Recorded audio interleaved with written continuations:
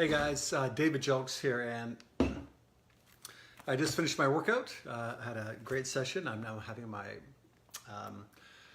post-workout nutrition. Of course, I trained a little bit later this evening. My day was a little bit busy. Just getting back into sync after being away for a little over 2 weeks. So yeah, just trying to get back into it, and really. I've been a real big fan of a gentleman named Jordan Peterson the last little while. And what I like, he's very controversial, but what I like about Jordan Peterson is that he's not espousing some gospel that he himself has come up with. He's not selling his ideas. He's really actually going back and unearthing a lot of kind of ancient knowledge and looking at the divisive nature of society and just how we seemingly are unable to kind of get our act together. We're seemingly unable to come to a consensus on the best way to move forward. We're seemingly unable to decide what is the best course of action. And instead of actually looking for a solution, the vast majority of the world in this conversation is just selling their opinion and agenda without actually looking for what is the common thread behind all of our objectives. And what was the interesting thing that, and this was a conversation that actually Tony Robbins had said. Of course, a lot of people believe this to be his, but it does not. It goes back into history, and something that I've had this conversation over the last couple of years, that we humans are a part of an ecosystem. We are part of a dynamic, constantly evolving, fluctuating ecosystem. So the decision-making process that we have, if we are truly in sync with the reality of, yes, we are part of this ecosystem, anything that affects my life, anything that I do inside my circle of influence, not only affects my circle of influence, but it actually has a systemic effect. Whether I do well in life, whether I do poorly, whether I'm educated, whether I choose not to educate myself, I improve my health, I let my health decline.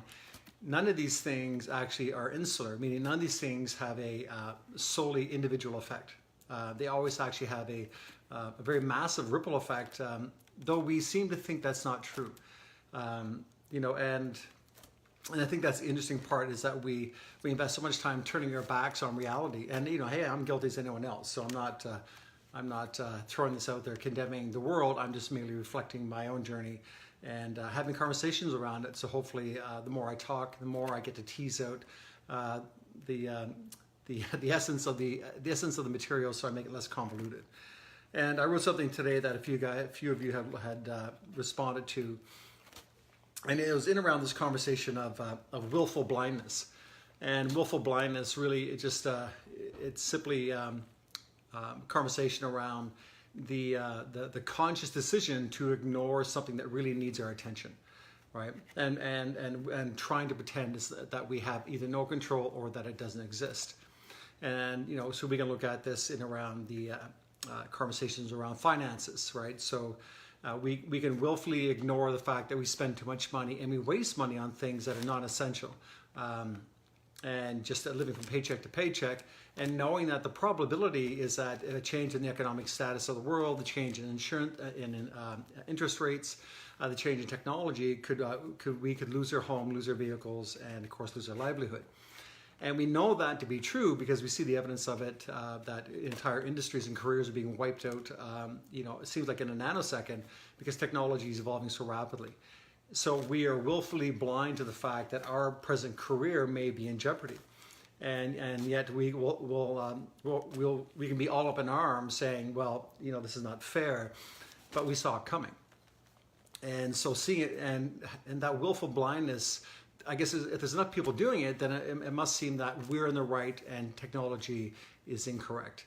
Now, in our defense, of course, is that one of the problems I have with technology, a little off topic, but technology is created in an insular space, meaning that technology is being created to do things for technology's sake, right? So it's the improvement and the efficiency and the less labor intensive and all these factors that make technology seem great. but it's done in a kind of, it's done in a vacuum because it doesn't take into consideration. So if I produce an XYZ gadget, XYZ gadget is to help improve this part of people's lives, or XYZ gadget is designed to increase the efficiency of this industry. And this industry presently employs 180,000 people worldwide. But with the advent of this new technology, we're going to erase 100,000 jobs. Now, technology rarely seems to take that into consideration. So so that's a willful blindness part on the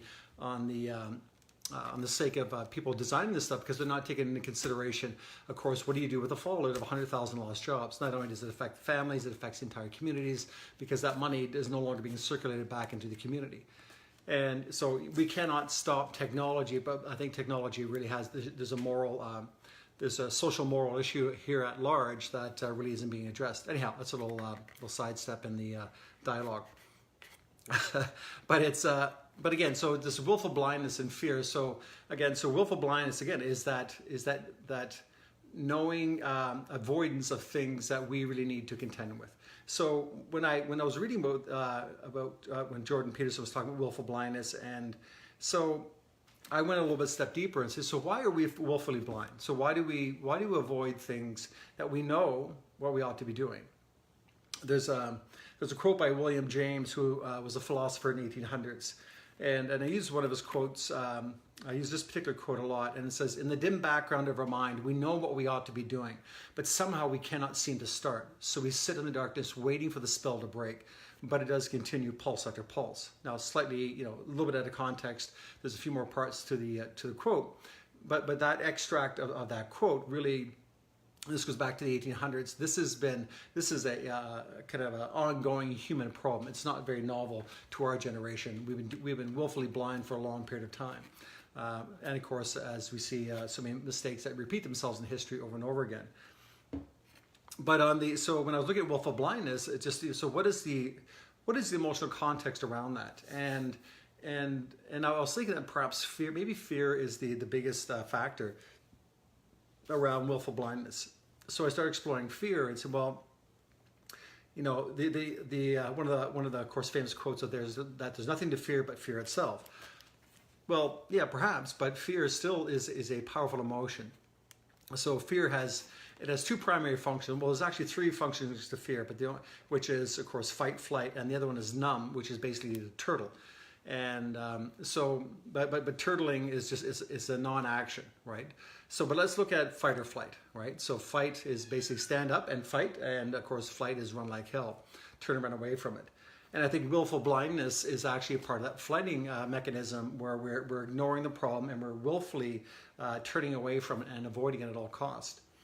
But when we look at fear and we think about fear as it shows up inside of our body, and of course we have this heightened sense of awareness and response. Is it not possible that fear didn't tell us to run away? Maybe fear just told us to wake the hell up. Maybe that fear and anxiety has nothing to do with anything that is externally attacking us. Maybe fear and anxiety, that fear that what we're dealing with, that fear and anxiety, so we got a cat clawing at the door, that fear and anxiety is actually telling us to wake the hell up and pay attention rather than to run away.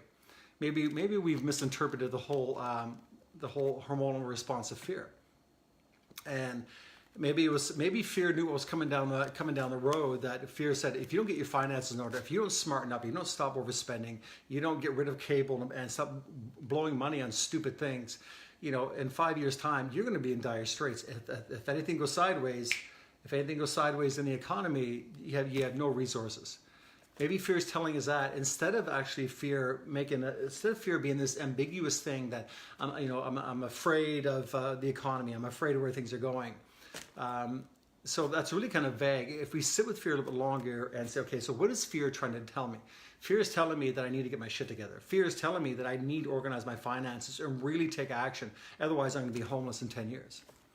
Right? I think fear is more of an educator and is more designed to keep us healthy and alive and financially stable and all these beneficial things, rather than something that's telling us there's something to be afraid of.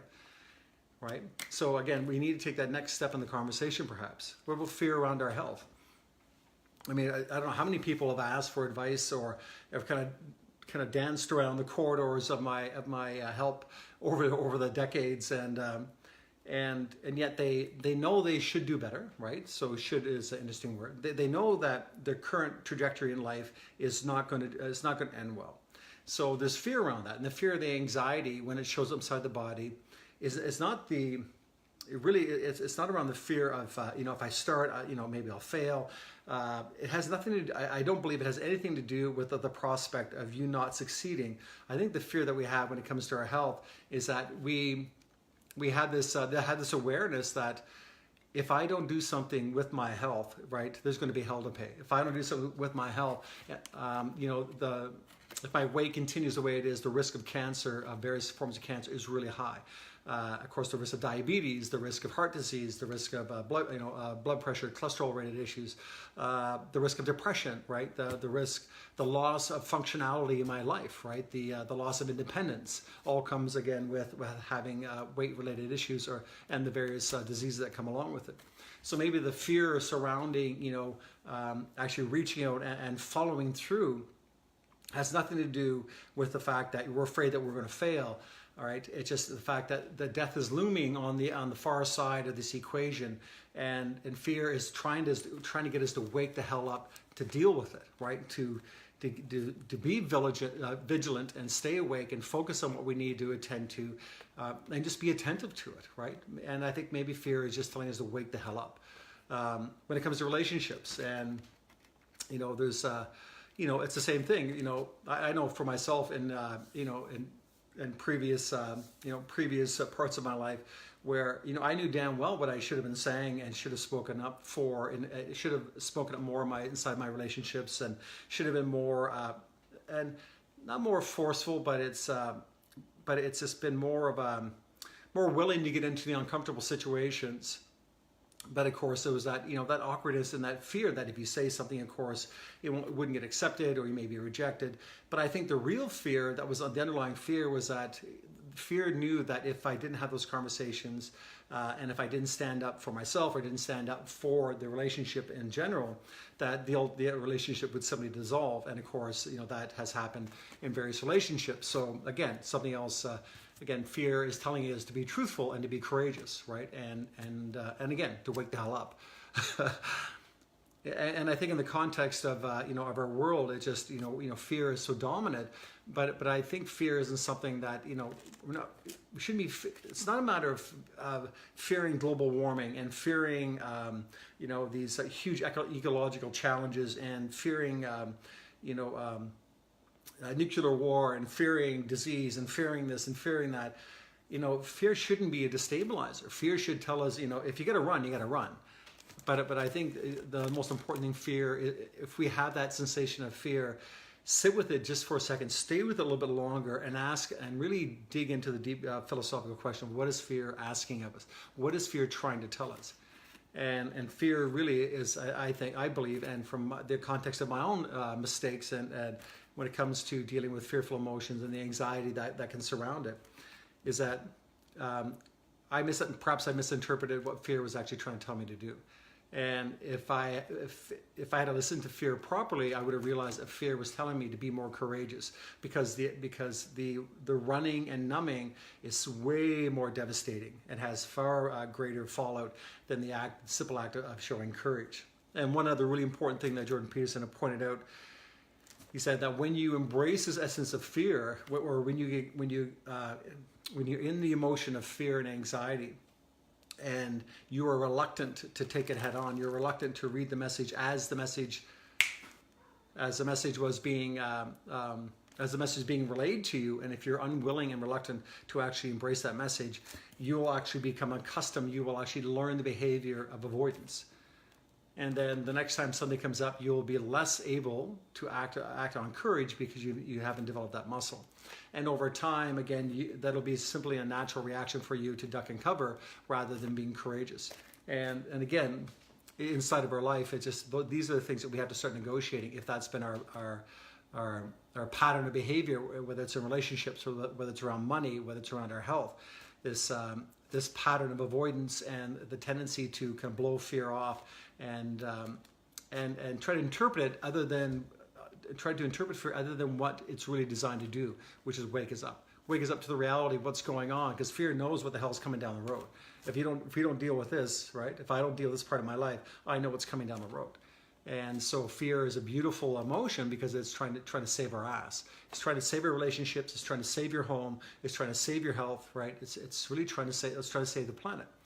So I think sometimes things are a little bit subjective. Our experience of things can be very subjective until we actually start realizing that it's just emotions have a very particular powerful reason for being. And if you feel fear and you look in your environment and there's nobody coming at you with a machete, there's no large animal with the head the size of a grizzly bear, then you're probably okay. And again, fear is simply asking us to wake up and take care of our life and be courageous to that point. So anyhow, I have a bunch of groceries I got to put away, and but it was an interesting thing. I was doing a little bit of reading, last night and this morning, just trying to get over my jet lag. And yes, Deb, of course. Well, and again, so maybe we should rewrite that quote, Deb. It's feel the fear and do it anyways. Fear is telling us to do it, right? It's not, because again, we're in the context of feel the fear, and despite what fear is telling us, we should do it anyway. The fear is telling us to do it, right? And again, maybe we should change the context of that conversation, right? Because again, we've always assumed that fear was actually, a negative emotion. I think fear could be one of the most powerful things, because it's the only thing that's actually telling us to wake up at that level, right? That level of, whoa, right? I feel that for sure, right? It scared the shit out of me, right? It's just good. It's supposed to wake you the hell up. It's supposed to wake me up, so I can have better relationships, so I can have more financial stability. I can have greater health, right? What the hell is it for then? If it's not to wake us up and to make us more aware of what's going on. And then once you're in that space, then of course the next step is that, okay, now that I'm in that emotional state, now I have this awareness and I am wide awake now, right? Because fear slapped me in the head.